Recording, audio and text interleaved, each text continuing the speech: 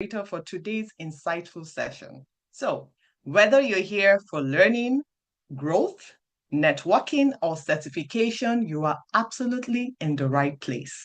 This isn't just a masterclass, this is the spark that's setting off a whole movement. So, before we jump into the deep stuff, let's get to know you a bit. Head over to the chat and tell us your name, your current role, and where you are joining us from. Let us light up the room with energy and connection. This is how we build a community. So let's see who we have here. Um, Hello. Hi, Ayodele from England. You're welcome. Fantastic. Great to have you here today. Great, great, great. And we have Samuel from Ibadan. Welcome, Samuel. How are you today? Fantastic. Gideon from Lagos. Hi, Gideon. I hope you're excited as I am, really. And then we have Chinoso from Rivers State. Welcome, welcome, welcome, welcome, everyone. Thank you so much for joining us today. Here is the scoop for today. This masterclass is a part of a carefully curated four-part learning series designed to warm us up for something far, far bigger. Mark your calendars. August 28th to 30th, 2025, we're gathering virtually and physically in Lagos for the HR Power Play, unlocking talent, innovation, and business value. And believe me, this is not just another HR event.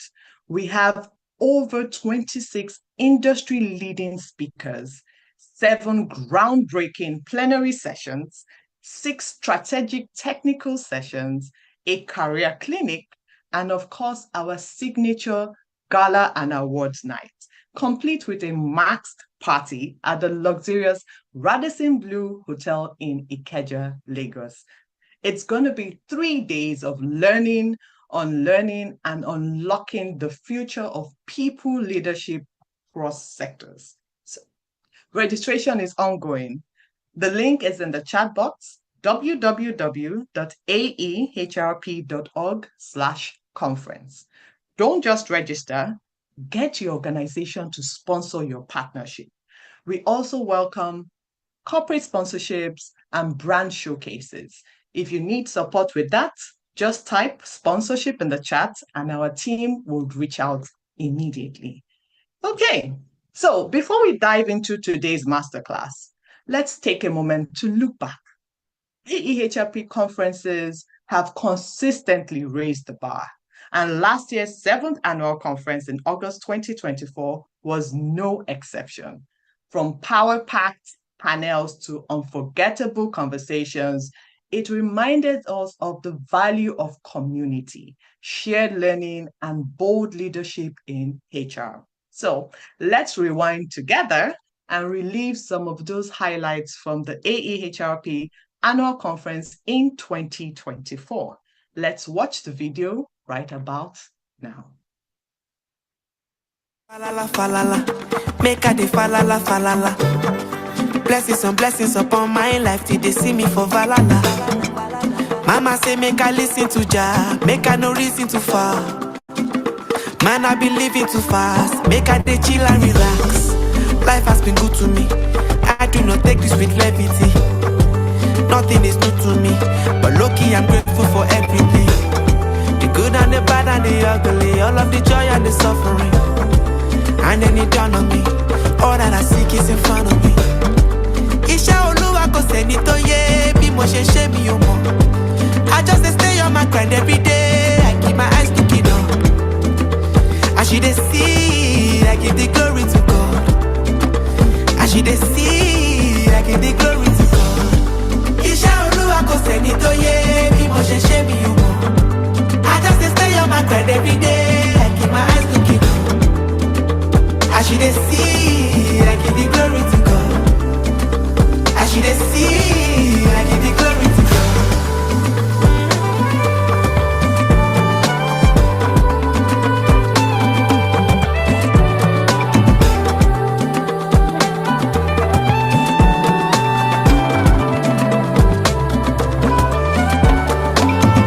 One man food is another man poison. Leave me to make my own choices.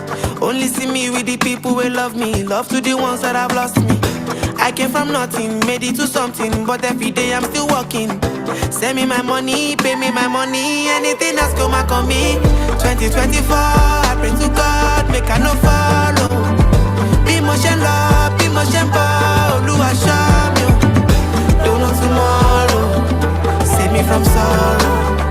Rally Ramoto, nothing is ever enough.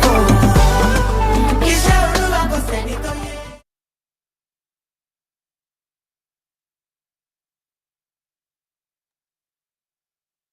What a moment. Yes. And just like that, we are building on that legacy with today's session and the first of the 4 powerful masterclasses leading us into the 2025 AEHRP Annual Conference. Now, let's shift our focus to today's masterclass, shall we? A high impact session approved for 3 HRCI recertification units. Our theme for today is one that resonates deeply with anyone who desires to lead, influence, and succeed in today's ever-evolving world of work. Building trust and credibility, capability, and capacity for success as HR professionals. Because let's be honest, technical know-how alone isn't enough anymore. If people don't trust your voice in the room, you won't make the impact you are hired for. And that's exactly what today's session is all about.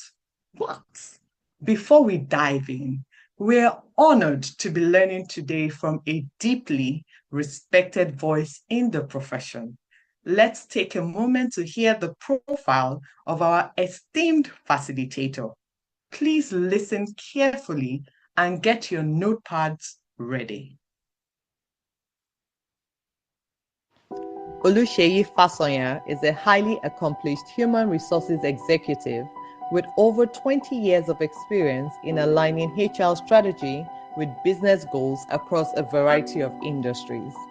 He specializes in cultivating positive corporate cultures, enhancing employee engagement, and promoting diversity and inclusion while ensuring full regulatory compliance. Beyond core HR, Oluseyi brings a comprehensive commercial acumen demonstrated through extensive experience in customer experience solutions, business development, commercial strategy, and retail management.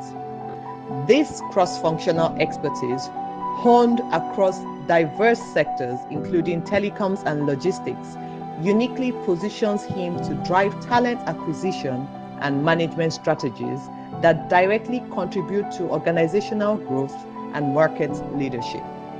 Currently serving as HR Director for DHL Express and Aviation Divisions, Oluseyi continues to implement strategic HR initiatives that attract, retain, and develop top talent. He brings a robust academic background with an MBA in finance from the University of Leicester, complemented by prestigious professional chartered memberships including CIPD UK, CIPM Nigeria, and CLMI Nigeria.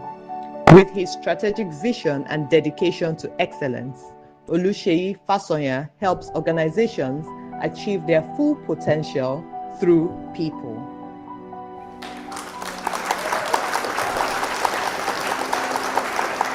Phenomenal, right? Yes. Now let's officially bring on our speaker for this evening session. Please make welcome Oluseyi Fasonya as we begin today's masterclass. Please use the chat box to engage, share your thoughts, and drop your questions for our speaker, and we'll take them at the end of the session during the Q&A. Seyi, over to you. Let's get started. Thank you very much, Ishoma. First, I'd like to apologize for the darkness. I thought that I was going to be able to beat all the roadblocks, and then I jetted off to the office only to find myself in this. But anyway, it's exciting being here today, and I must say that I do commend everybody who is here, and we're looking forward to our great conference. And at the end of the day, this is going to be value add for us. Now, we've had quite a lot to cover today, so I would appreciate that you bring out your notepads. Would also be looking forward to also hearing from you in our Q&A session. And I trust that this is going to be an interesting time. I would be sharing the presentation now. Just one second.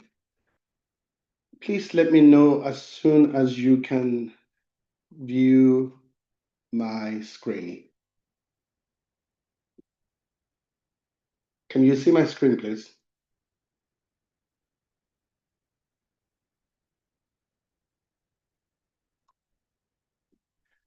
Can somebody please go on mute just to let me know you can see my screen before we just jet into it? Not yet. Not yet. Not yet. Okay. Just 1 second.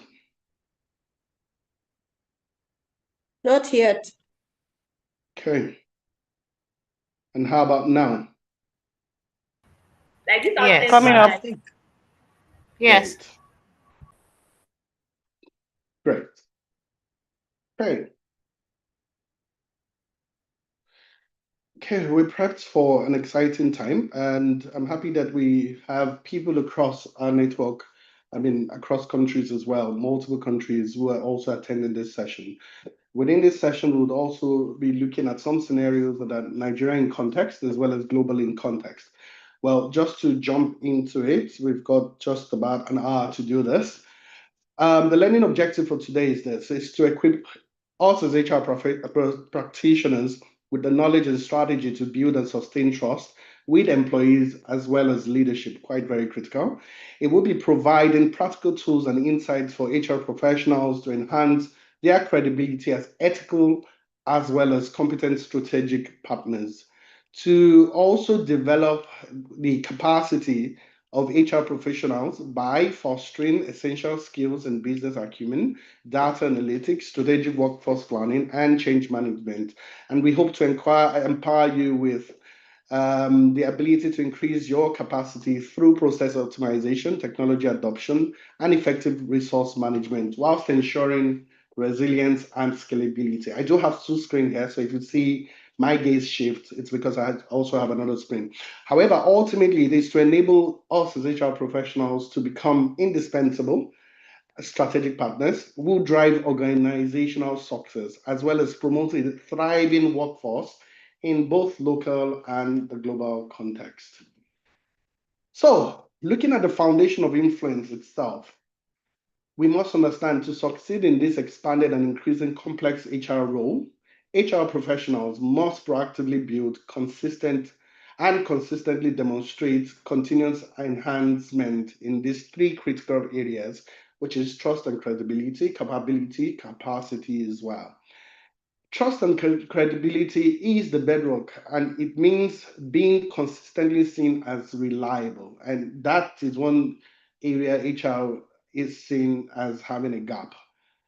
Ethical is also a standard we must adopt, as well as being knowledgeable and competent. I've seen a lot of HR people who try to do a whole lot, but the truth about it is that they really do not understand HR. It's quite very important that you must be knowledgeable in the craft of HR itself. When employees and leaders trust HR, they are more likely to engage, follow our advice, as well as support our initiatives. In the area of capabilities, this refers to processing the right skills, up-to-date knowledge. Please understand that the practice and the craft of HR is changing on a daily basis, and specialized expertise to effectively address complex business and people challenges. I would encourage us as HR people to understand the core of your business. Whatever organization you're into, you must understand the business, because if you don't understand the business, it's going to be very hard to prefer strategic people solutions to those challenges. Okay, we're talking about high capabilities that ensures HR can design and deliver tangible value that impact the bottom line. Capacity is another thing, one of the bedrocks that we will be looking at, which is having the necessary resources, people, technology, and budget. If I'm could you be kind enough to mute anybody who is unmuted? I would appreciate if you can mute yourself, please. Thank you. It's about having robust processes and the resilience to handle workload, scale operations, adapt effectively to continuous change. Talking to workload, I know a lot of people just assume that all we do in HR is just drink tea or coffee. And a lot of people just wonder what we really do. But the truth about it is that if I ask you to put it down in writing, what does HR really do? And honestly, I'm sure you won't be able to fill the paper because a whole lot comes through informally, and the things we do cannot really be tangibly spelled out. But we do hold a critical position within the organization. It's about sustaining high performance without burnout, very critical. It ensures that HR function can deliver consistently and reliably. Quite very important. Now, we'll be looking about 2 or 3 sections. How do we build trust and credibility? That's the first session. Why is it important? Why is trust and credibility important? For trust, it's a firm belief in reliability. It's about truth. It's about ability. It's about the strength of HR. It's about employees and leaders feeling secure that HR will act with integrity. Put emphasis on the word integrity. Keep our promises. A lot of HR leaders or HR practitioners do not keep their words. Protect their interests where applicable. We do understand when people say, is HR management, is HR for the people? We do understand that it's important that we keep a balance as trusted partners to both the business as well as the people. Quite very important. We've talked about protecting their interests where appropriate. We must understand that when there's a conflict between business interest and people interest, we need to keep a balance by being the conscience of the business as well, by advising the business on the right way to get the best of outcome. Trust is earned over time through consistent and positive interactions. Looking at credibility, this refers to the quality of being convincing or believable. Are you that HR person that walks into the room and everybody snickers and wonders, oh, well, what other lie would we want to spool? Because the truth is, a lot of people don't actually trust HR. In HR, credibility means being perceived as an expert, understanding the core of your job itself, the core, labor laws, every other thing that comes with your area of expertise. Someone whose advice is soundness, well informed, and based on deep understanding of both human resources principle and the specific business context. It's about demonstrating competence and delivering results. Why is that crucial? Why is building trust and credibility crucial? It talks to influence and impact. Without trust, HR's advice, policies, and initiatives are actually met with skepticism. And you will see that happen a lot.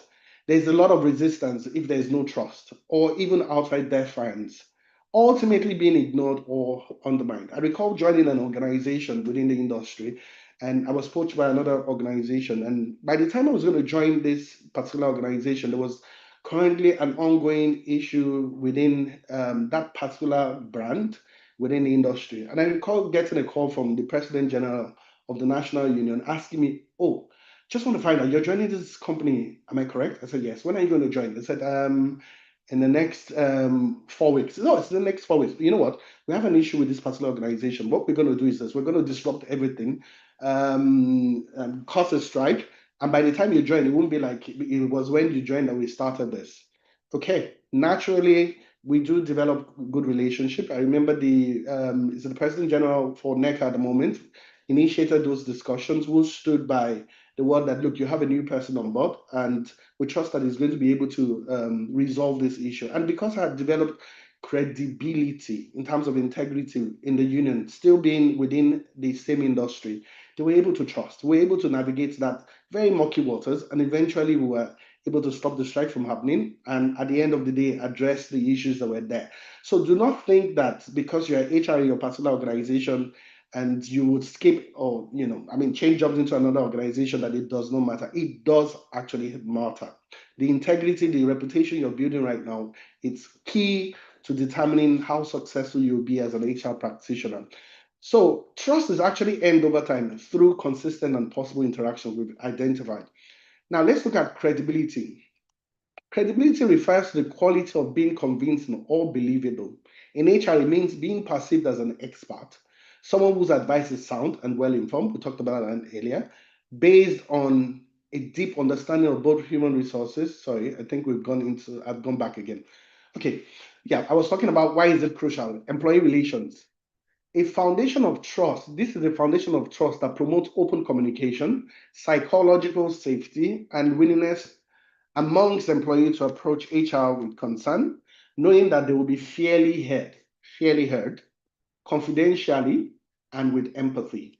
I think the word empathy is what is actually missing in today's HR practice, because we find out that a lot of HR people actually don't have, I mean, we call it human resources, the human aspect of HR could be missing most times, and it's something that is critical that we need to build, especially when you're working for organizations and you do have some management lane that you also need to manage, where management has a lane in a particular area, and you know that the right thing to do is actually to stand within this area. Unfortunately, we've seen a lot of HR practitioner bulk. Instead of rocking the boat, they would rather choose to align. And that could have significant impact, not just on the people, but on the business as well. And don't forget, at the end of the day, when issues are escalated and issues happen, they actually look at your professionalism and question that you didn't provide the right advice.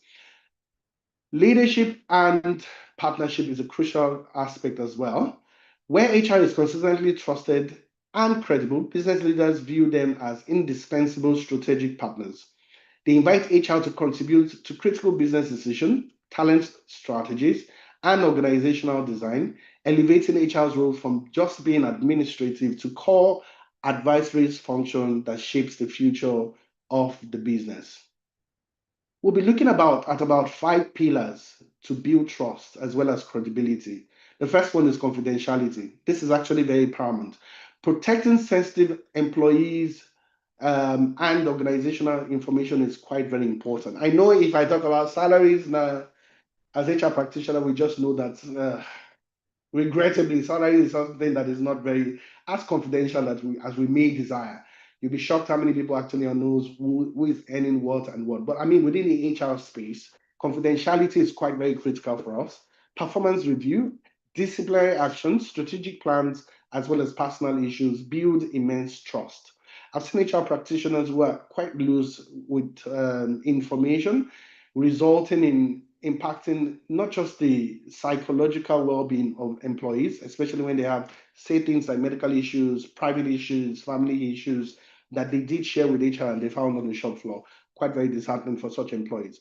HR must clearly communicate that information is confidential and manage expectations about when and why information needs to be shared. Somebody recently approached me within work and asked, she regrettably or unfortunately had a miscarriage, and her manager was practically hounding her regarding when she's going to resume. Well, she did provide a sick leave, but the manager still insisted, well, I really want to understand the nature of your sickness. And I told her that she had no right to ask her questions. I mean, she shouldn't provide that information if she chooses to. I had to have a discussion with that particular manager to understand the fine lines of confidentiality in terms of not overreaching in terms of information. And that's where HR actually steps in once in a while. Breaches of confidentialities are essentially irrevocable. They damage our credibility as well as trust. Transparency is also very important where appropriate. We do recognize that we may not be able to share everything, but it's important that we are seen to be transparent. While confidentiality is key, transparency in processes, our policies, decision making, e.g., promotion criteria, compensation structure, organization changes, disciplinary procedure is quite very important. And that's why we have clear policies around all of this in order for you to, as employees, when questions need to be asked, how some things are addressed, we're quite very open with those things. And you can easily view our policies regarding that. Nothing is shrouded, there's no ambiguity, quite very important. It helps to build confidence within the workforce. Clearly explaining why decisions are made and the rationale behind such policies and the expected outcome, even for difficult changes, promotes understanding, reduces speculations, and minimizes perception of unfairness as well as hidden agendas. I would tell you that as HR practitioners, or professionals, we actually should control the narrative. So one of the things I do is I do a lot of communication. I have what's it called, a banner for my communication where I address issues frontline. I mean, head on as they come, and you would find me holding town hall meetings, or doing some site and facility visits across our functions and business, either outside Lagos or within Lagos, where I can talk directly to the people and be able to hear. Let them hear what their issues are and transparently communicate some rationale behind some decisions and why some things are being executed. That actually helps to promote trust to a very large extent. And I've seen situations where even function managers or some directors will have some discussions with their people, and eventually they would wait until HR comes into place, because they know that, oh yeah, if HR comes, we'll believe, whatever he says, because they've known that over time, consistently, I have developed trust and built that trust with them. Consistency is another pillar that is very important. Applying rules, policies, and processes fairly and predictably across all employee and situations is also very fundamental.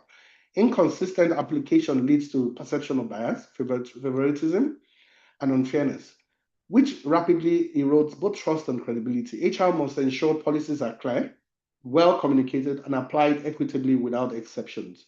And it's quite very important, especially when you're taking decisions. You have people who are invited for disciplinary actions. One of the things we try to ensure is consistency in terms of applications, because you don't want a situation where there are assumptions, well, it's because it's Igbo, that's why he got a dismissal. It's because it's Yoruba, he got final warning. Our processes are very transparent, and we're consistently applying the sanctions on a case-by-case basis. Ethical conduct. Upholding the highest standard of integrity, honesty, and professional ethics in all interaction is non-negotiable for all HR professionals. This includes avoiding conflict of interest, quite very important. I've been in situations where, for example, I was going to bring somebody on board and into my team, and I'd worked with this particular individual before now. I had to recuse myself just to come out and ensure that there are no conflicts of interest. And at the end of the day, even though the person still got it, but it's quite very important that we must avoid conflict of interest whenever we are dealing. Recruitment is one key area. You bring in somebody and you sit in the panel and you have a way of having a lean towards this individual because you have a vested interest. It's quite very important that you must address that. Acting with impartiality is very important, ensuring compliance with all laws and regulation, and always doing the right thing. I mean, as HR practitioners, we should be able to go home at the end of every day with clear conscience, knowing that we have done well by ourselves, by our values, by our people, and by our organizations, which is actually very important. Ethical lapses can destroy years of trust in an instant. Quite very important. Competence is also very key, a major pillar for building trust and credibility, demonstrating a deep understanding of HR best practices. I've been talking about that. We must understand HR. And a lot of times we found out that what we have out there are Google HR practitioners. You know what I mean by Google HR? So you just get into Google and know. And AI actually has even helped build even a better fine line there and what we do. It's quite very important that we must understand HR best practices. And that's why we have such sessions, master classes like this, to be able to develop competence in our areas of delivery. Delivering on our promise is very important, providing accurate and timely advice, effectively managing HR systems, very important, achieving measurable results, proves HR capabilities and enhance perceived expertise. Continuous professional development is key in maintaining and enhancing competence. I'll be looking at one or two scenarios. In this first scenario, which is around Nigeria, a large Nigerian manufacturing company is undergoing a significant restructuring due to economic shift, from e.g., fluctuating oil prices and impacting raw material costs, and increased competition from imported goods. Rumors about widespread layoffs and departmental closures are rife and rampant, causing widespread anxiety, low morale, and even more subtle acts of sabotage amongst employees. What's the challenge for HR? Now, This particular HR director, Mr. Adeboye, effectively maintained and built trust and credibility amidst such profound uncertainty and the potential for job losses, especially in a cultural context where community, extended family support, and personal relationships, e.g., long-term, long-leg connections, are highly valued and can influence perception of fairness. Okay, so what actions did Mrs. Adeboye undertake? First is confidentiality with compassion. We talked about it earlier that as HR practitioner, we must have empathy. Mr. Adeboye establishes and strictly enforces clear protocols for handling sensitive information related to the restructuring. She ensures that all discussions with individual roles and potential impacts are strictly confidential, sharing information only on a need-to-know basis with relevant stakeholders. She also trains her team to handle these confidential discussions with empathy as well as respect, acknowledging the personal impact it would have on the people. The second approach was proactive and empathetic transparency. She worked closely with senior leadership to craft a clear, consistent, and empathetic communications plan. And trust me, when we talk about restructuring, a lot of people think that it's only when the business has issues that business think about reorganization or restructuring. Recently, we're doing something, or we did something similar within my organization, and trust me, we are doing excellently well, even better than last year. But however, the business had invested a lot in automation, in machine learning, in applications, and all of that. And it decided that it was going to be collapsing a particular function within the finance function. And it's quite amazing because it's been done at a time when the business is doing excellently well. But however, the business felt that it needed to restructure in line with its investment. And empathy was one issue that we needed to, you know, we needed to it needed to be one of the bedrocks we would execute those, and it's not just local, it's coming from the global office to the regional office across sub-Saharan Africa. Then of course Nigeria is also impacted. This includes, so that's why I'm saying that, don't think restructuring happens because the business is only struggling. No, it does happen when business needs to do that based on some investment in some needs. This includes holding regular town halls. We did hold regular town halls, conducted local languages like Yoruba, Igbo, Hausa, where applicable, to ensure full understanding and cultural resonance, and dedicated Q&A. That was also done. We even went further to have sessions with the union, in our own case, with the National Union, as well as the Plant Union and Labour as well. She communicates the why behind the restructuring, e.g., in this case, market changes, need for efficiency to ensure long-term survival, and outline the process, timelines, and available support. She had also addressed rumors directly as well as factually. The other thing she adopted, the other strategy, was fair and consistent application. Ms. Adebayo ensures that criteria for restructuring decision, e.g., critical skills needed for future operations, objective performance metrics, role redundancy, are clearly defined and communicated. In our own case, amazingly, some roles were even redundant, not just redundant, expunged, let's put it that way, because it was a redundancy exercise. It was expunged because those rules were not necessary anymore. A lot of things you do in terms of, let's say, procurement, for example, everything is now database, system-based. You could go into Basware, for example, and do a whole lot of things. And then, of course, we did have a shared service in Mauritius, which handles a lot of your key, buyings and all of them, procurement. And in that case, we didn't need to have those rules. For example, treasury manager that used to exist is no more existent, in the sense that that role has been expunged within the system. So you say she actually ensured that those criteria are well spelled out and clearly communicated and applied consistently across all departments, regardless of personal connections or seniority. She actively counters any attempts at preferential treatment, reinforcing that decisions are based on business needs and fair processes, not personal relationship.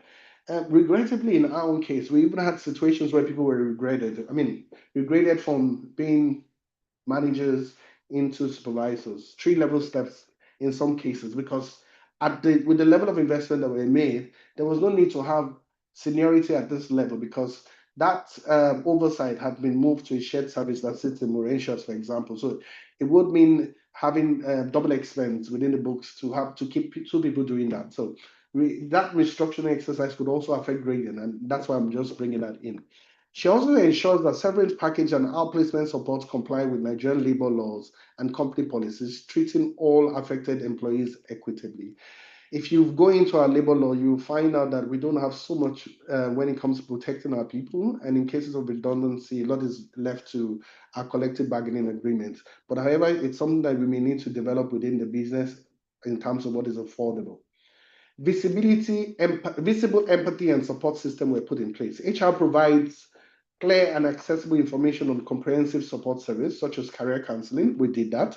Professional development workshop for new skills. We did that. Our placement assessment to connect with other employers and mental health resources were also put in place. Mr. Debaya and our team are visibly present, actively listening to employees' concerns during one-on-one meetings, and demonstrate genuine care and understanding for the difficult situation employees were facing, offering practical solutions and help. And the final one is competence in flawless execution. The HR team meticulously plans and executes the restructuring process, ensuring all legal and procedural requirements are actually met, and that support services are delivered efficiently, respectfully, and efficiently. This demonstrates HR's ability to manage complex change, professional and ethical, and ethically even under pressure. One of the things I also discovered, or we discovered during our when we were trying to manage them out, a lot of documentation, a lot of documentations go into play, and a lot of those documentations were filtered down from our regional office. And cultural context is very important. In Nigeria, there's the value of the weight of words is quite very important.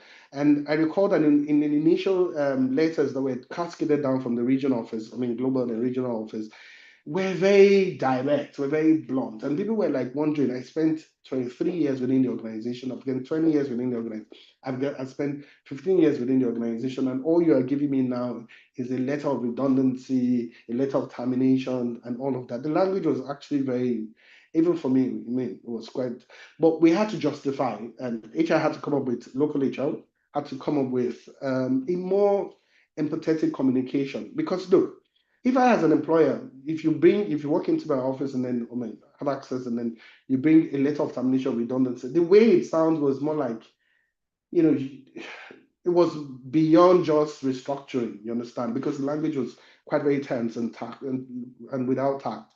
We had to restructure in such a way that it communicated empathy. And at the end of the day, people were way happy. Yes, it's not about, of course, a lot of extra were offered, a lot of benefits were being provided and all of that. But beyond that, you just want to make people feel special. You want to make people feel valued, more like it. That's the right word, valued. And even if you have to exit them, it's important that you communicate that value. So what was the outcome in this case? While difficult, the transparent, consistent, and empathetic approach adopted by Mrs. Adebayo help to mitigate fear, reduce resistance, and preserve employees' dignity by demonstrating integrity, fairness, and competence through a challenging period. HR reinforces its role as a trusted and credible partner to both employees as well as leadership, laying the groundwork for future stability as well as rebuilding morale. If this was not managed well, what do you think would be the implication? Of course, you're going to have a lot of disenfranchisement.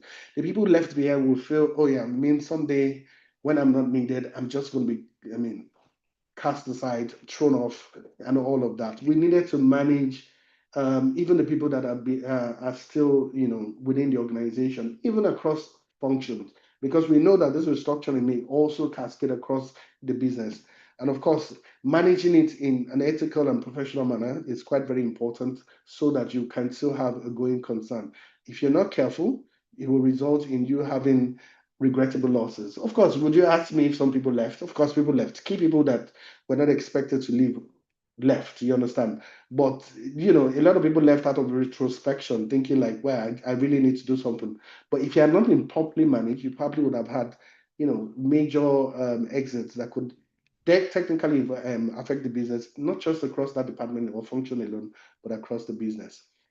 Scenario two, it's more of in the global space. A multinational tech company based in Europe is expanding rapidly into markets in Asia, that's India, Singapore, as well as Japan, and Latin America, Brazil, Mexico, and Argentina. HR needs to implement a new global performance management system that aims to stabilize or standardize evaluation, feedbacks, and development process across all regions to promote a unified high-performing culture. What's the challenge for HR? How does the global HR lead? David ensure that the new system is trusted and seen as credible across such diverse cultural, legal, and operational landscape, avoiding the perception of a one-size-fits-all approach that might alienate local teams who may feel or have deeply ingrained cultural norms across hierarchies, direct versus indirect feedback, and individual versus group recognition. And that's some of the challenges we face in multinational organizations because a lot of initiatives and policies or practices that is cascaded across the network itself could have some impact. I mean, cultural context that needs to be properly managed. However, what did David do in this instance? One, deep cultural sensitivity and localization. David's team conducted intensive cultural due diligence, collaborated closely with local HR teams, cultural experts, and even more external consultants. That also is very critical. They adapt communication styles, training materials, and even certain aspects of system language and feedback mechanism to resonate local norms. You'll be shocked when businesses are actually going either regionally or globally. You know, we have some Nigerian businesses going regional. I did consult for one of our major top three banks, looking at their TA policies and some content in there. I mean, they were not ethical. The standards were wrong in terms of there were discrimination, there were biases, there were age speculations, and all of those kind of things in there. And I had to look into all of that and advise on what is the best standards if you work across regional countries or regional areas within sub-Saharan Africa, for example. And we were able to was able to sit down with the HR team and come up with a document that is ethically right, as well as carries all the context in terms of human rights, ethics standards, and all of that. So they ensure that the system allows for necessary local nuances whilst maintaining global consistency in core principles as well as outcome. Proactive legal and regulatory compliance. They engage local legal counsel in each region early in the process to ensure the system fully complied with local data as well as the privacy law. Across Europe, specific data protection acts in India, Brazil, Japan, and so on. Labor regulations regarding performance reviews, promotion criteria, and disciplinary actions. You will be shocked the difference between practice across Francophone Africa, for example, as well as Anglophone Africa. We have different different policies, different labor laws, and all of that. If you do not have experience within that area and you're not actually adopting experts within that field, also looking at legal regulatory framework, there's a tendency that you may get yourself into murky waters. This proactive approach prevents legal challenges, ensures ethical data handling, and build confidence in HR adherence to labor law. The other strategy adopted was inclusive stakeholders engagement as well as co-creation. HR involved local HR teams, business leaders, and even employee representatives from each region in the design and pilots as well as the rollout phase. Their input is actively solicited through workshops, surveys, as well as focal group. I see a lot of investment that actually happens. Recently, we were to launch a new talent acquisition program across the global office, and we had to go to Dubai to actually sit. And I saw people from APAC, MENA, Asia, the Americas, and Sub-Saharan Africa, you know, within that table, talking to how this new application would actually impact on, you know, local regulations, standards, and all of that. It was quite very important that that key stakeholder meeting held, because at the end of the day, the business left understanding, you know, what needed to be amended and how you can use a one shoe fit, one size shoe fits all for in when you want to do your rollout. It's quite very important that you have such sessions because at the end of the day, it helps you to avoid regulatory issues, as well as legal or litigational risk. Their input is actively solicited through, yeah, we said that. This co-creation approach ensures local buy-in at the end of the day, addresses specific concerns, very, very important, and transform local teams into active champions for the new system rather than passive recipients of a top-down mandate. I can imagine the rollout of that particular applications without, really attending that session. It would have felt more like a top-down approach. But however, there's buying, and Nigeria is actually championing it. Across sub-Saharan Africa, which means that my team being onboarded as well comes in, and we train everybody across sub-Saharan Africa, within that. Now we have buy-in because we co-created the rollout itself of that application. Fairness, objectivity, and bias mitigation is another major framework that was adopted. The system was designed with clear objective metrics, transparent criteria, robust calibration processes to minimize unconscious bias and ensure perceived fairness across all regions and diverse employee group. Extensive training was provided to managers globally on how to apply the system consistently. Currently, we are rolling out hiring manager sessions, manager sessions, and all of that in country. That's what we're doing currently in Nigeria. And a lot of managers have been equipped with that know-how because we're moving for a particular talent management application into a new one. And we needed them to be objective as well. Okay. So, pilot programs and continuous feedback loop. David's team actually implemented pilot programs in select regions, just like we talked about. For this particular application in SSA, Nigeria is the first one. For them, it was in Latin America, was Asia, to gather real world feedback and make iterative improvements before full global rollout. This demonstrates a commitment to continuous improvement, a responsiveness to local needs, and a willingness to refine the system based on practical experience.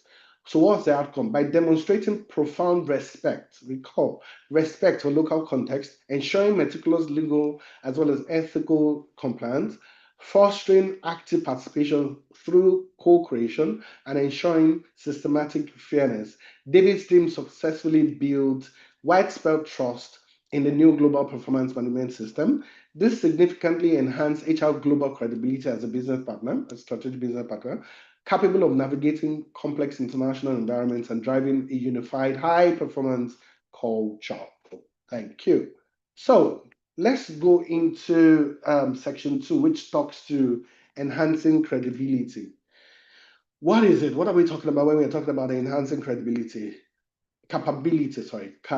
We talked about credibility earlier. Capability refers to the skills, the knowledge, the expertise, and the competence required for HR practitioners to perform their functions effectively, efficiently, and strategically. It's about having the right tools, the right methodology, and know-how to deliver measurable value to the organization. This goes beyond the basic HR administration to encompass strategic thinking as well as business partnership. And why is this important? It is crucial because it provides an enhanced capability which moves HR beyond transactional operations to a truly strategic function and can genuinely influence business outcome, contribute directly to organization goals, and drive competitive advantage through people. It allows HR to proactively shape the workforce for future successes. Problem solving. Enhancing capability involves complex problem solving. With deeper capability, HR professionals are better equipped to analyze complex organizational challenges, high turnover in critical roles. We all know if your turnover rate is above 10%, it actually signifies a red flag. So your rate should be way below that. And when you begin to have high turnover, there are critical underlying issues that needs to be addressed, and there are strategies around that. Persistent skill gaps, low productivity, cultural integration issues, and design innovative, data-driven, and sustainable solutions that addresses root causes.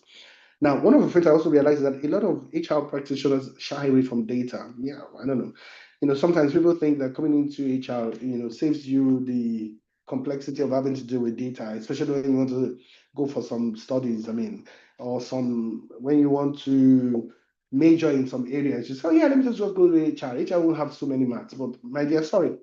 if you're going to be dealing with people issues, data analytics is quite very, very important, and you must understand data. If you're not able to communicate data, especially to business leaders, trust me, you will not have those punches or effect that you want to, because the business needs to understand how does this impact the business, because at the end of the day it's not about, oh yeah, a lot of people are leaving, a lot of this. No, it's about how does it affect the bottom line. Why should I make this investment? What will be the impact of generating this investment? What will be the ROI and all of that? You know, you need to understand what your EBIT is, you need to understand what your bottom line is, your top lines and your other level of lines in terms of cost factors and all. Value creations about enhancing capabilities. When HR possesses advanced capabilities in areas like talent analytics, organizational designs, change leadership, or strategic workforce planning, it transforms from a perceived cost center to a demonstrable value creator. This directly impacts key business metrics such as profitability, innovations, employee satisfactions, and market share. Quite very, very, very important. And you can see that metrics is actually also communicated here about how it impacts on not just the people, but the bottom line. What are the key areas for development or developing capabilities? Number one, we talked about it earlier. I said understanding your business, a deep understanding of organizations, industry, market dynamics, competitive landscape, key financial drivers, your revenue, profit, cost structures. You must fall in love with your CFO if you must thrive as an HR practitioner, because you actually need to work with the finance team to be able to really truly communicate the value you're trying to, or change you're trying to make within the business and overall business strategy. HR practitioners or professionals should be able to read financial reports. So I talked about that. Understand product life cycle and speak the language of the business. It's when you speak the language that people actually respect you. You understand? This enables HR to align people's strategy directly with business objectives and contribute to strategic discussions. Data analytics and HR tech. That's the ability to collect, clean, analyze, interpret, and present HR data to inform strategic decisions, e.g., identifying drivers of turnover. Quite very important. How do we do that? Running a quick survey could actually help you with that. Predicting future talent needs, it's quite very important. It's a strategic thing HR should be doing, thinking of the future. Where is the business going? And if you're going to be predicting such, you need to be able to understand the business. You need to be talking to the right people. Within the IT framework within my organization at the moment, there's a lot of emphasis on automation. There's a lot of emphasis on AI. There's a lot of on robotics. So we are developing those skills. And when we are looking at people to bring on board within the IT team, we did identify that there's a gap within that area. And so if you're going to be joining that team, it's quite very important that you must have those skill sets for you to be able to actually, come within the team. And those are some things that are quite very important, predictive analytics for the future. This also includes proficiency in leveraging HR information systems, application tracking system, applicant tracking system, learning management systems, and other digital tools for efficiency, insight, and enhance employee experience. Okay. So the next one, key areas for development will be strategic workforce planning. The foresight and skills to forecast future talent needs based on business strategy, identify potential skill gaps, both current and future, and develop proactive strategy to develop internally as well as buy, recruit externally, or borrow contingent workforce contractors, the necessary talent to achieve these long-term and business goals. And honestly, I can't say that sometimes you may not have the right skill set within your organization. Currently, we're looking at some key roles, area sales manager role, for example, an IT director role, and we're looking externally as well, because we're also identifying that we don't necessarily have those skill gaps here. And sometimes the business wants to infuse some bit of how do you call it, freshness into the business.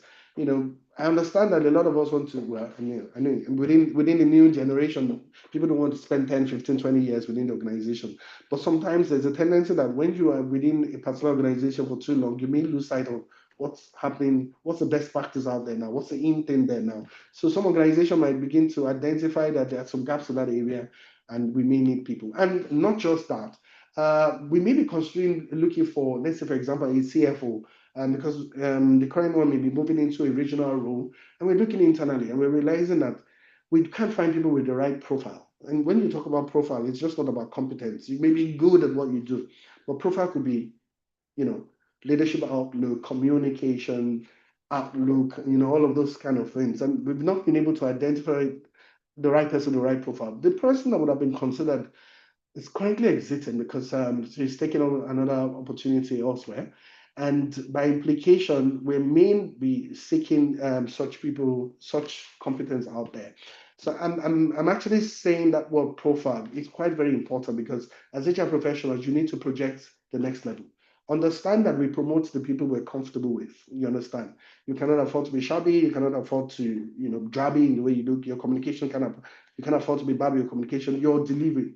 Understand that every time you churn out a report, every time you communicate with a senior person, every time you have to represent your manager or something, you are actually being interviewed. You understand? You're projecting yourself for the future because that is going to resonate with that business leader. And someday when there's an opportunity, when we're looking inward, we'll be looking at that person, not just the competence, we're looking at how does this person fit within this profile. Aside from can do, there's also the will do, can be, and all of those kind of things. So they're quite very critical. But let's not digress from today's session. Okay. Change management, expertise in leading and supporting organization transformation, including mergers, acquisition, digital transformation, cultural shift, or significant reorganization. This involves understanding human psychology in change, developing effective communication strategy, managing resistance, quite very important, and building change capability within the organization. Managing resistance is very important. If you're in a unionized environment, you understand that having good relationship with the union is very, very critical. It is, let me give you a tip. It's not when you're going to find yourself in murky waters, you start developing relations with your union members. You should develop those relationships even way before you need them. Because by the time you actually need them, and because you build trust over time, they will be able to really understand that they can trust you. You understand? And that's why trust comes into it. They can actually trust you because they've dealt with you over time. They've realized that you're somebody who has integrity, who's transparent, who actually keeps your word. You understand? So it makes it easy to navigate. So when we were having those discussions with the union, and I was telling them that look, if we had any other choice, we would have taken that route. They were able to trust because over time they've come to realize that he actually speaks the truth. I mean, in terms of what's relevant for the business. Coaching and leadership development. The ability to coach leaders at all levels, from frontline supervisors to senior executive, design and facilitate impactful leadership development program, and foster a culture of continuous learning and growth within the organization. This builds internal leadership capacity, strengthens succession pipelines, and improve overall organizational effectiveness. Global and cultural intelligence is quite very also important as a key area of development. The understanding of diverse cultural norms.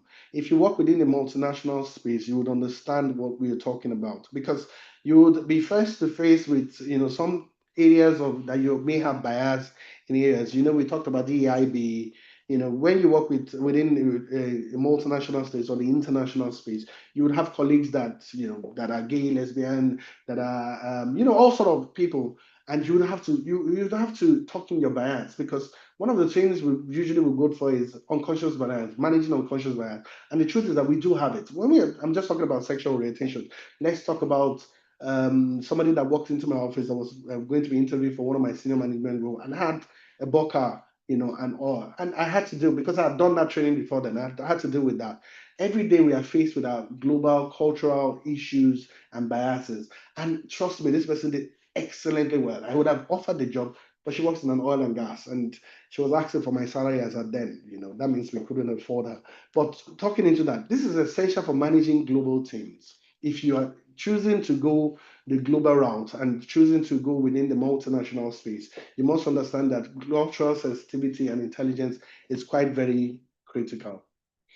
I'll just quickly look at these scenarios because I'm also pressed with time. A leading Nigerian financial service firm, traditionally conservative and hierarchical, wants to improve employee engagement and reduce high turnover rates amongst its young and tech-savvy workforce. This demographic is increasingly drawn to more agile, innovative, and digitally forward tech startups, offering different work cultures as well as career trajectory.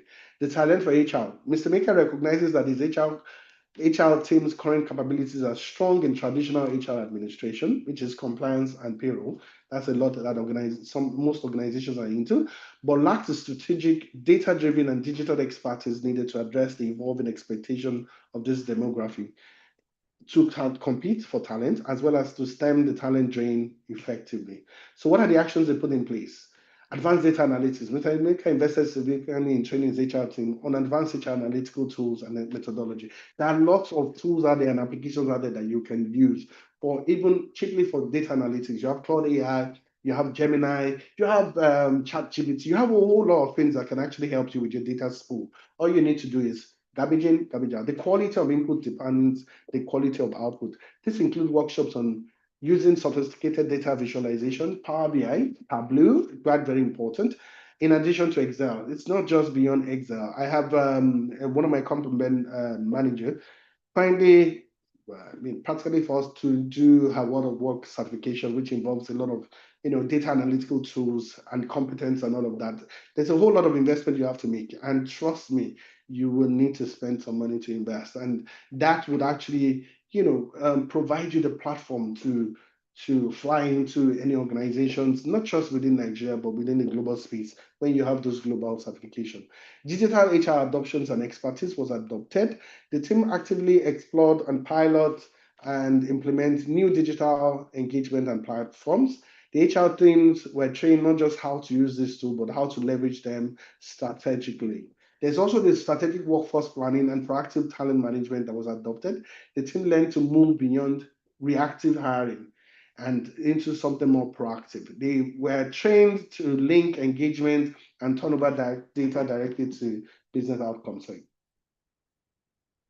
which talks to customer satisfaction, project delivery, NPS scores. Surveys can help you with all of that. We developed proactive retention strategies, including designing clear, growth-oriented career pathing, implementing robust mentorship and sponsorship programs, and creating targeted upskilling and reskilling initiatives. In my own organization, where you have up to 3 to 4 generations presently, you can imagine when we talk about when I met some very senior executive who saw a particular accountant that had what's galas, yeah, galas, and then his pants was a bit, above his shoes, and his socks was showing, very lovely colors and all of that. And then I ran into the CFO and this very senior particular person talking about how is it that accountants are looking scruffy these days. And all of those things. And we had a very holistic talk within the senior management team where we understand that look, for today's generation, you have to be more flexible in order to be able to attract them as well as retain them. And it's quite very important. You'll be shocked how these things are quite very important for them. So there's a mind shift. I brought that in because there's a mind shift game within that generation. Enhanced partnership with business leaders and influence. HR professionals are coached on how to translate complex HR data and insight into compelling, actionable business cases. They learn to present data-driven recommendations to senior leadership, influence strategic decisions related to talent investment, organization design, and cultural change, and the position of HR as a driver of business success as well as innovation. This includes developing strong storytelling and personal skills. There, of course, the Agile HR mindset and practice was also adopted.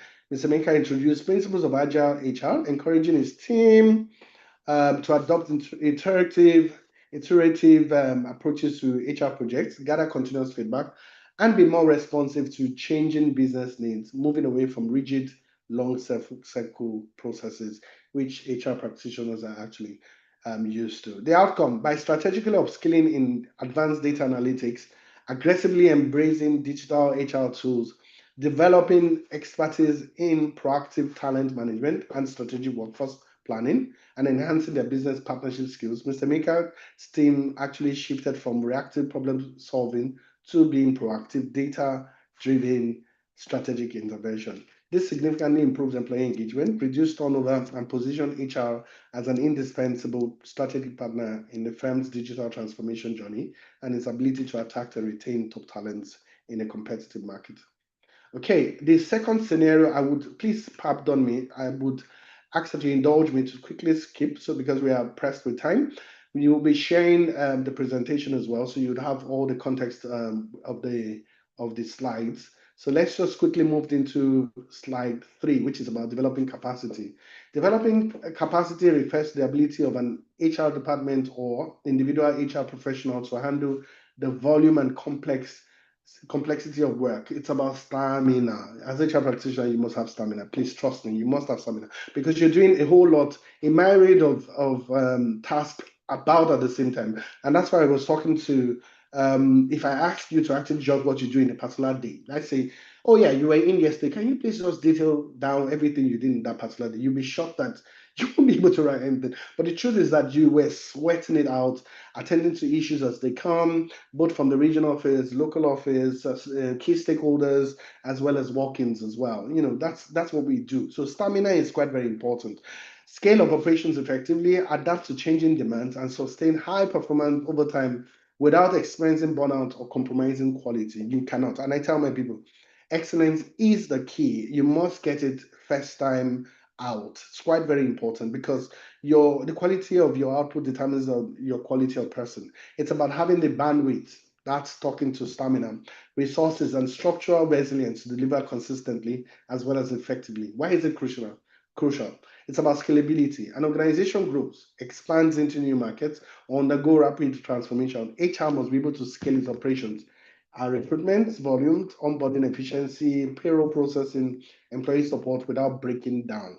Stamina, quite very important. Take care of yourselves as HR. We do a whole lot for people. I recall when we had one session about who takes care of HR, and we had HR practitioners both from senior level to junior level or mid level talking to how they're impacted, everything they do, how they are not appreciated, and all of that. But the truth is that as HR practitioners, we need to take care of ourselves. Yeah, okay. HR must be able to scale its operation. We talked about that. Sufficient capacity ensures HR can support growth, business growth, seamlessly as well as proactively. Okay, the other one is resilience. It's about developing capacity is about resilience in terms of crisis, e.g., economic downturn, pandemic that we experience, rapid market shifts, geopolitical events that we are having across the Americas, Asia, and Europe at the moment. HR is often at the forefront, managing employees' well-being, communication, and organizational continuity. Adequate capacity allows HR to navigate these challenges effectively, support employees, as well as maintain essential services without being overwhelmed or experiencing widespread burnout. Can say that feature also. Mental health for HR is also very important because sometimes, honestly, it looks like nobody appreciates HR. But as a team leader, it's very important. What I do quite very often is I just find excuses to just celebrate my people. We finish up on a task, we celebrate. We turn out some particular report, we buy pizza. We have one milestone where we go out. You understand? Just something, just to make them feel celebrated. But whilst I'm saying that, I'm quickly at the back of my mind thinking about the fact that when you see the incentive being earned by the salespeople, our salespeople get as much as like 5 million, 7 million per month in terms of incentive, and not quarterly, monthly. And then you see one of my HR people, very naughty HR person who is my compliment, who would also look at. Oh, I see these numbers every day roll out. What is HR doing? Why we're doing all the work? Why are we not getting all the incentive? Let's not get into that. We won't finish this conversation. Efficiency and strategic focus is also important. Optimizing HR processes and resource allocation enhances efficiency, reduce administrative burdens, and free up HR professionals to focus on more strategic, value-adding activities, e.g., talent development, organization culture, strategic workforce planning. This also helps prevent burnout within the HR team, ensuring long-term effectiveness. So, what are the key aspects to developing capacity? Process optimization and automation is very important. Continuously reviewing, analyzing, and streamlining our workflow is important. Looking for ways to, make things better. For me, also, for example, we need to know our critical hirings and the key areas we have been having challenges. So what we do is periodically we have an open pool where we run assessment centers and ensure that we have a robust pool for this particular areas. For salespeople, we have a robust pool. For our business with operations, we have a robust pool. For just across the business, for customer service, because we do run a robust call center as well, we have a robust pool to eliminate redundancy, reduce manual. So as HR people, we need to be very proactive because we're a strategic business partner. So if somebody leaves now, I can tell you that it takes us within 3 weeks or max 4 weeks to onboard somebody because we already have somebody sitting within the pool. So if, for example, you give a notice of like 1 month notice, we possibly may even have somebody onboarded before you leave because we consider ourselves a strategic partner and we work towards them. Resource management and allocation is very key. Effective allocation of all available resources, including financial budget, technological to human capital, which is HR team itself. This means ensuring the right people with the right skills are in the right roles, with access to the right tools and information. It's quite very important. For us to be successful, you must have the round peg in a round hole. Strategic prioritization and delegation, the ability to identify and relentlessly focus on high impact HR activities that align directly with overarching business objectives, while effectively deprioritizing, delegating, and automating less critical, lower value tasks. And I would advise you, which I always say, there are some key stakeholders that needs to be managed in a strategic way. And I tell my people, if you're managing somebody from the global office, takes precedence. If you're managing somebody from the regional office, takes precedence because those are people who can determine your career. So if my one of my HR managers walks into it and says, "Oh yeah, boss, you recorded there's a task or a project we're working on, but however, the VP is asking for social data."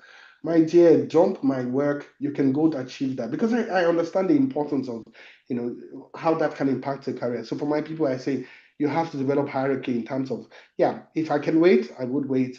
I would wait, you understand, because that would take precedence. If the CEO decides that he needs a personal project and then they're running something for me, I would naturally say, you know what, suspend us. If I need to quickly jump in and help out, I would do that. Ensure that, those strategic stakeholders are managed because I understand that it can impact that individual's career. Agility and adaptability is also very important. Developing and the flexibility within HR process, structures, and mindset to pivot quickly to new demands, unexpected challenges, or evolving business strategies. This involves fostering a culture of continuous learning, and that we do a lot. And for me, it's about trainings, either local, regional trainings, attending seminars, paid for certification within my organization. I would sign it off. International certification, we would sign it off because we encourage people to actually be professionals at what they do. Well-being and resilience for HR professionals. A quick thing that came to my mind. So, what if you train them and they leave?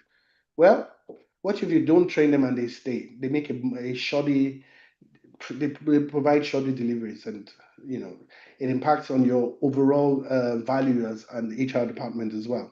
Well-being and resilience for professional for HR professionals is very, very important.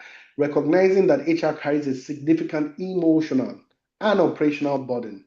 When people talk about they have not increased my salary. Somebody got promoted recently. He got X amount, and I'm sitting here. We're talking about pay relativity and all of that. Most times, who talks to HR? Who talks to oh yeah, when I don't feel that I'm well compensated or remunerated. So there are those emotional burdens that HR has no one to, jump to, well, except the HR director most times or the leadership. That's even if you have the ear of your leader. It's crucial to ensure that HR professionals themselves have the support, the tools, and practice to manage stress, avoid burnout. So if for example, my report come in or one of my colleagues come in and say that I have a family emergency. I just need to. I wouldn't ask two questions. Honestly, I don't because I've come to trust my people as well to understand that even when we have remote work structures, people prefer to come to work because it's more fun being at work than sometimes staying at home. Because let's be honest, you work more when you're even at home than when you're at work. So for me, I don't ask those questions because I've come to trust them and we built that over time. So if you need to have a quick one, I would trust enough that you would, and let that person go. Okay, so Where's that? HR provider have support, tools, practice, avoid burnout, and maintain their own well-being. Please take care of yourself as HR practitioners. Once in a while, take yourself out. I'm not talking about team out. When you take yourself out, go to the beach, throw your legs, enjoy yourself, sip some pina colada, enjoy yourself. It's quite very important because we've actually ended. A resilient HR team is better equipped to support the wider organization through its own challenges.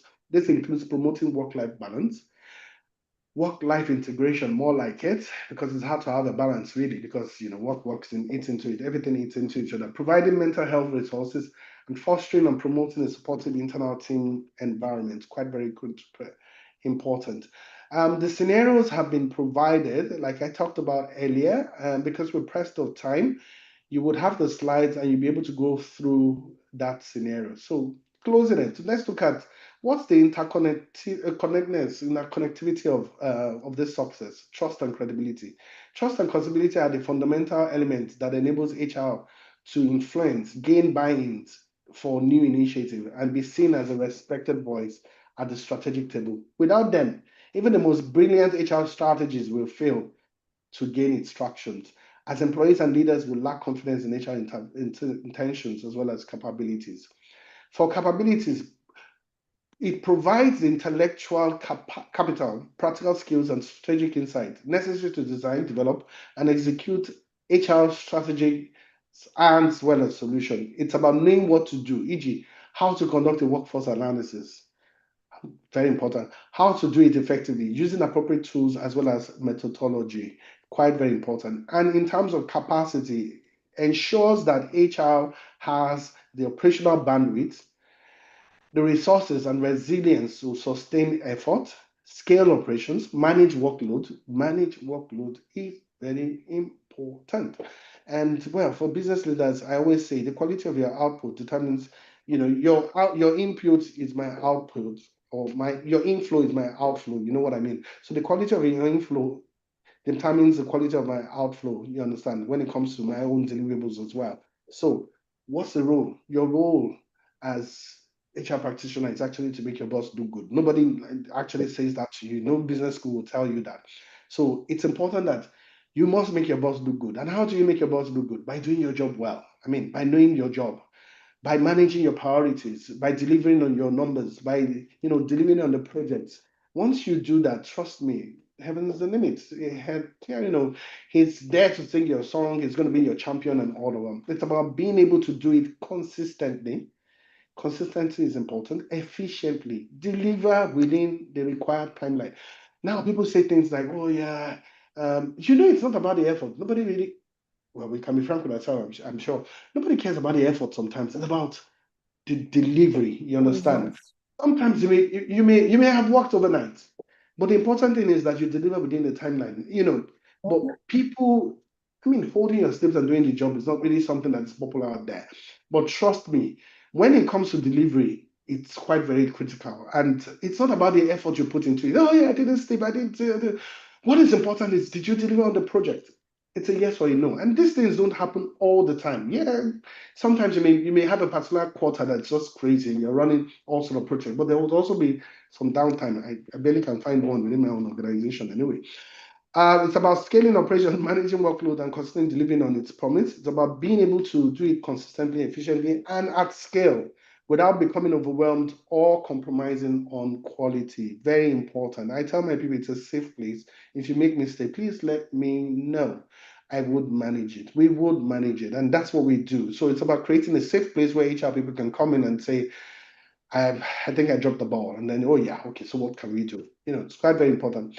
They are isolated pillars. They are deeply interdependent and mutually reinforcing. High capability without trust leads to brilliant but ignored ideas and initiative. No one will listen to an expert they don't trust, and that's the truth, regardless of what the knowledge is. High capacity without capability leads to efficient but ultimately ineffective operations. You can process a lot of transaction quickly, but if they are the wrong transactions or poorly designed, they add little value to the business. Trust without capability or capacity is fragile as well as unsustainable. Initial trust built on good intentions will quickly erode if HR cannot consistently deliver on its promise. due to a lack of skill or inefficient resources. Conversely, a high capable and efficient HR team that isn't trusted will struggle to implement its best practices. So, what's my advice today in conclusion is that within your journey as HR professionals, be a trusted advisor. Always act with the highest level of integrity. Very important. Highest level of integrity. Maintain strict confidentiality. Please, it's very important. The moment even management discovers that whenever it comes to some leakages and it comes from a particular individual, you are actually tagged and you have a bullseye behind you and anything can happen.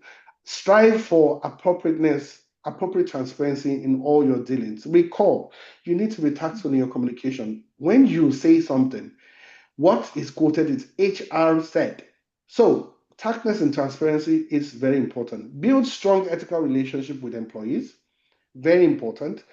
Please build good relations with employees. HR people are not exactly very nice people. I would encourage you, please, as much as we want to be professionals, as well as we have a lot going on for us. It's very important that we are very empathetical. Build those relationships with managers, build with senior leaders alike. Very important that you build very good relations with leaders. Become a go-to resource for guidance and support. Become a go-to. It's when you're good at what you do, people would want to come to you. Be a capable expert. Commit to continuous learning and professional development, like what we're doing at the moment. Actively acquire new skills, especially in data analytics as well as HR techs. HR techs is quite very important. Data, I told you, a lot is happening within the space. Even as an HR director and executive, I use AI tools, you understand, because I have lots of data I have to work with. And it's quite very important. Those things make your work, aside from easy, makes you look very professional. And then you can juggle a whole lot and be able to deliver value to the business. Embrace new methodology like Agile HR and deepen your understanding of both HR best practices and specific business you support. Stay ahead of the industry trend. The last one would be a resilient enabler. Focus on optimizing HR processes. Leverage technology for automation, managing your resources wisely, and fostering agility within your team. Critically prioritize your own well-being. And I said it, and I'll say it again. Take care of yourself, my dear. Critically prioritize on your own well-being and well-being of your HR colleagues to ensure you can sustain your performance and effectively support the entire organization through all challenges and growth phases. Your success and profound impact as an HR professional hinges on your continuous and integrated commitment to building and nurturing these three critical dimensions, which is trust and credibility, capability, as well as capacity. They are the keys to becoming a truly strategic and invaluable partner in any organization you may find yourself. Thank you very much. We have come to the session where we may ask questions and answers. Thank you. Wow. What an impactful session, really. That was so insightful. Let's show some appreciation in the chat box for our incredible speaker. At this point, we'll open the floor for questions and answers. Please type your questions in the chat box or use the raise hand feature if you'd like to speak. Let's all engage deeply. No question is too small or too bold. So, Sheyi, I have a question. Okay. Okay. How can a new HR manager, quickly build credibility with the C-suites, especially in an organization where their predecessors struggled with visibility and trust and credibility? Really, if you're talking about a new manager, a lot hinges on the HR leadership. Let's be honest, because not every HR leader offers you that platform. You understand? So first of all, it's about leadership. For me, one of the things I do is offer my people platform, not just locally as well as regionally and globally. Means in terms of when projects are run, I'm quick to nominate my people. And one of the things that is important for such person is with every interaction, I said it, with every interaction we have with senior management at the regional, local level, global level, it's an avenue to actually sell yourself. You understand? So it's about doing your background homework, understanding your numbers, understanding having the right required data, and then being able to offer value. Now, a lot of times you have situations where you run projects and project owners actually, drop the ball in terms of timelines, in terms of quality, and all of that. I've seen situations where I felt that I had exposed some people too early and I had to withdraw them, put them behind again, do those mentorship behind to let them understand the critical importance so that they don't actually shipwreck their career. You understand? I have done that to a number of people. And I've also offered them that opportunity, that platform, when I felt that had matured and developed capacity, you understand, when it comes to such engagement. So it's very key for those individuals, or those managers, to know that they need to have the right skill set, the right quality and value whenever they have those engagement. Thank you. All right, thank you so much. Thank you for that. And while I'm waiting for the questions to come in, I can still ask another question. I was paying attention. So, how would you, or what would you advise a HR professional to do that are, they are technically sound, but in terms of strategy, they tend to get overlooked because they don't have great communication skills or know how to pass their messages across? Well, it's easy. You need to go and learn. Let's be honest. You understand, and you need to seek good mentors. For me, one of my key strength areas is actually communication. You understand, and what I do for my people is I do a lot of vetting in terms of helping them to build the right skill set when it comes to communicating. Because when you are talking to senior people, there are languages that you should use. There are posturings. There are ways you should posture yourself properly. There are ways you should, even as bad as being introduced to them. Let me put it this way. I had somebody who came in as a senior manager level, who joined our organization from another one. And when we were doing the onboarding process, well, naturally, I don't handle onboarding, but because I needed this person to be properly integrated within the system, coming from another organization entirely, I did the onboarding. I mean, walking around with this individual, introducing this individual to all the senior stakeholders and selling this person. You understand? So that means that I act as a back-end mentor. So the mode of integration is quite very important. So I took on board that and was able to properly sell the person and helped with receiving that person, because you're talking about a situation where somebody's coming from another organization, probably had an incumbent within the system who was looked over for that job because they didn't have the right skill set.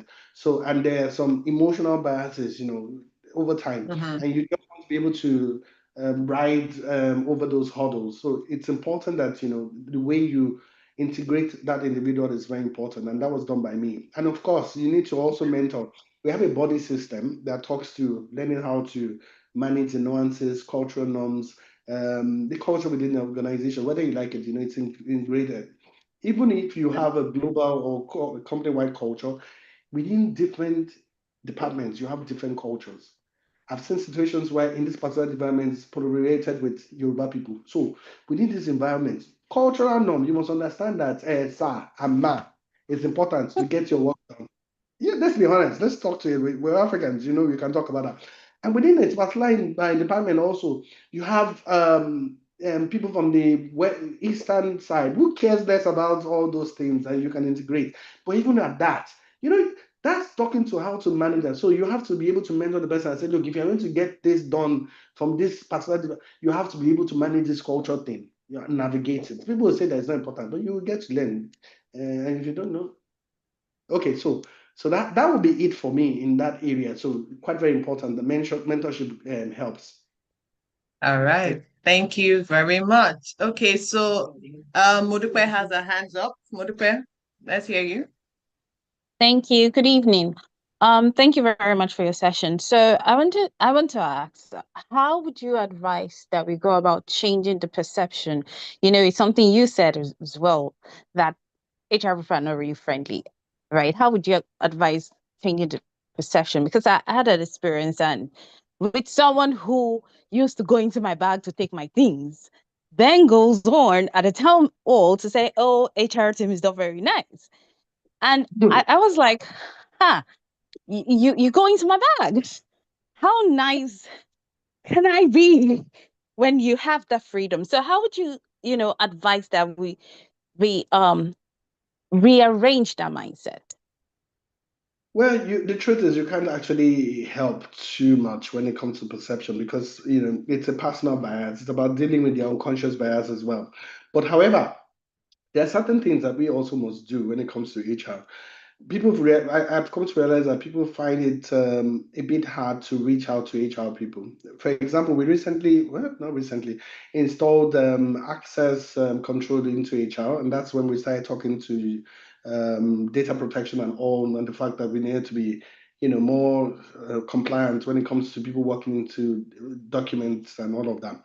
But I had to test that, you understand, because I had to do some, how do you call it, mystery shopping and time it. How long does it take HR people to actually people to access HR? I even went as far as allowing people to access. There's a door behind me here. If you want to have a private chat, you can knock on that door. You can come in. You have access to me, unhindered access to me directly. And I've seen people explore that.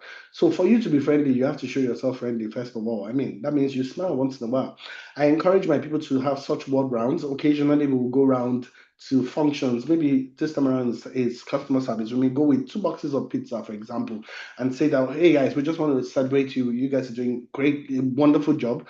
We're just here to appreciate you. And sometimes you'll be shocked. We just we pull a seat and we're seated and we're talking. So is there anything you like to talk about? And people will come up with all sorts of things, and then we'll have fun. We'll dance, and at the end of the day, we leave.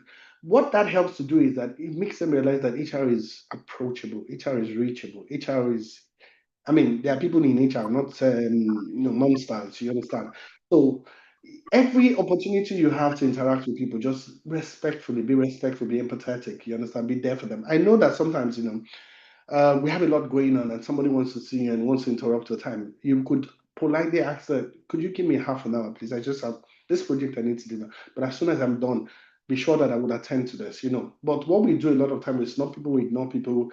We actually, we're not listening. They're talking to us. We're, yeah, and that's what we're doing on the system. So it's for us to be seen as being strategic partners. We must have the ear of the people, and they must be able to trust us over time that we really truly care. Okay. All right, Thank thank you. you. So we have 2 questions in the chat room. The first, let's see, we have from Ademola. Ademola is asking, as a new HR manager, just resuming, during the welcome intro with the MD, he called the HR aside and explained that he has a problem with members being resistant to change and unwilling to adopt tech to streamline work even after he has personally had a training session with the team. The question, how does a new HR manager handle this situation and not just come on with plans to help and change? Okay. I think you can have a quick one-on-one session. I know first you can start with leadership, just understand what the challenges are when it comes to adoptions and integration. But you may need to really do your research to understand what the real issues are, underlying issues. Yes, you may have introduced a system, but there are no buy-in. Maybe the mode of implementation was flawed at the very beginning. And of course, it may be a distrust. People may think that if we adopt this, it may means that we may lose head. So what they would do eventually is they would actually sabotage that system because they are thinking that they don't want to lose heads. You know what I mean?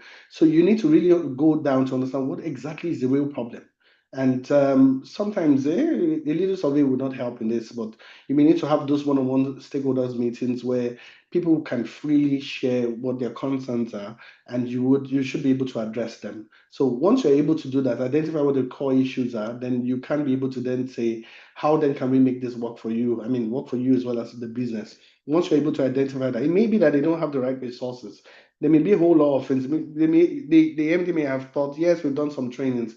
They really may not have grappled the real idea of the entire thing. Maybe the project was run holistically. You didn't have a small group. You didn't have champions within them. You didn't train people who could train them as well when they had issues and all of that. So if you have not provided the right resources or the right framework for them, it may not work.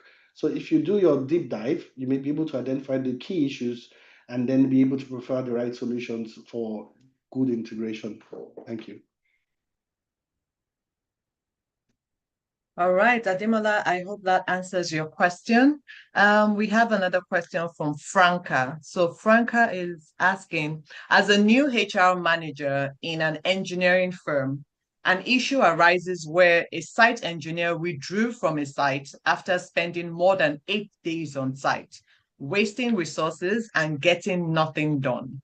How does the HR manager handle this? Hmm. Well, we won't be too quick to jump into just with the guns firing at all cylinders. No, that's not going to be it. The first question is you want to really be able to understand what the real issues are. I mean, you need to have a sit down with that site engineer to understand what the real issues are. Was it a function of resources? Was it a function? You need to really drill down first of all to understand what the issues are, really, because the information we have is quite limited. We can't just say, oh yeah, go for sanctions or some disciplinary issues. No, there may be fundamental issues why that person actually left. Well, not right. I do realize, I do acknowledge that. Not right. It could be a better way, but however, it's about you have to look at the big picture. It's about getting the thing done at the end of the day. So is it about skill sets? Is it about resources? Is it about having even the right what's it called machinery is in place and all of that? Once you're able to identify that, then you have a sit down with the person. Then you have a sit down with management as well to say, look, these are the things that we need to put in place to ensure we roll out this project or we complete this project. You should be able to see this because sometimes management don't also have the or lacks the what's it called the drive to deliver what is really needed to make these things work. Sometimes a lot of management pay lip service to projects. They'll tell you, oh yeah, they want this done, but at the end of the day, they're not providing the right resource. So identify where the problems are. Is it from the organization? Is it from the team itself? And then, map out ways where you are going to provide quick solutions to it. On the people side, it's very important that it's managed properly because it also may escalate just beyond that, maybe regulatory things and all of that. Thank you. Yes, so what an incredible start to a masterclass series. Thank you so much, Shay. Let's celebrate our amazing facilitator for pouring a whole lot into every single one of us. As we close this evening's masterclass, let me just say this was just the beginning. We have set the tone for what will be a mind shifting, career accelerating experience leading up to the AEHRP 2025 annual conference. We have 3 more powerful masterclasses lined up ahead of the main AEHRP 2025 conference. And let me remind you of what to expect. 2 amazing virtual days of learning with our gala and maths party lighting up Lagos on the final day of August 30th. A global lineup of speakers, sponsors, exhibitors, recruiters, global conversations, strategic networking, and you deserve to be a part of it. Register today at www.aehrp.org/conference. The link is in the chat. Make this investment in your career, or better still, get your company to invest in you. You deserve it. From all of us at AEHRP, thank you for showing up. Thank you for growing with us. And thank you for being the reason we do this and do it very well. We'll see you at the next masterclass on July 26th. Until then, keep building, keep learning, and keep showing up. This is your host, Ifoma Onachukwu, signing off with excitement. Have a great evening, everyone.